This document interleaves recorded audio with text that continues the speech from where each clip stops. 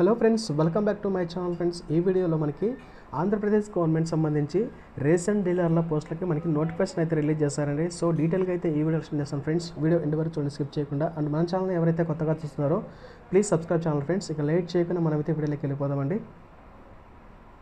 So friends మనకి ఇవాళ news పేపర్లో చెక్ చేస్తుందిగా రేషన్ డీలర్ల ఖాళీల భర్తీకి మోక్షం. సో మనకి దరఖాస్తులు వచ్చేసి ఈ నెల 12వ తారీఖు వరకు అయితే తీసుకుంటారండి. సో అప్లికేషన్స్ అనేటివి మాన్యువల్గా ఫిల్ చేసి ఆఫీస్లో ఇవ్వవలసి ఉంటుంది అనమాట. ఇక్కడ మనకి ఒకసారి క్వాలిఫికేషన్ కనుక చెక్ చేస్తే కనుక ఇంటర్మీడియట్ ఉంటే చాలండి. ఇంటర్మీడియట్ ఉండి సో అభ్యర్థులు ఇంటర్మీడియట్ క్వాలిఫికేషన్ నుండి 18 నుంచి 40 సంవత్సరాల లోపు ఏజ్ ఉన్న వాళ్ళైతే కనుక అప్లై చేసుకోవచ్చు. సో మనకి ఎగ్జామ్ అయితే కండక్ట్ చేస్తారండి. సో రాత పరీక్ష వచ్చేసి మనకి 80 మార్కులు ఉంటుంది. ఇంటర్వ్యూ కండక్ట్ చేస్తారనమాట. ఇంటర్వ్యూ వచ్చేసి మనకి 20 మార్క్స్ అయితే ఉంటుందన్నమాట. సో ఈ అప్లికేషన్స్ అనేవి ఎక్కడ సబ్మిట్ చేయాలంటే కనుక మనకి ఇక్కడ ఒక ఆఫీస్ అయితే ఇచ్చారండి. ఒకసారి చూద్దాము. ఇక్కడ చూస్తే కనుక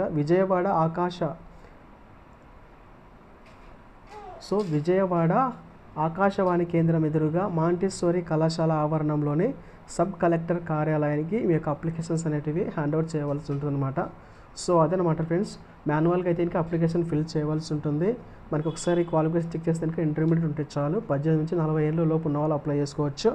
అండ్ నెక్స్ట్ ఇక్కడ చూస్తే కనుక అప్లికేషన్స్ అనేటివి ఇక మాంటిస్సోరీ కేంద్రం ఎదురుగా మాంటిస్సోరీ కళాశాల ఆవరణలోని సబ్ కలెక్టర్ ఆఫీస్లో మీకు అప్లికేషన్ అనేవి మాన్యువల్గా ఫిల్ చేసి ఇవ్వవలసి ఉంటుందన్నమాట.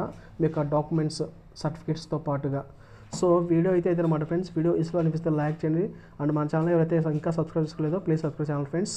Okay friends, thanks for watching.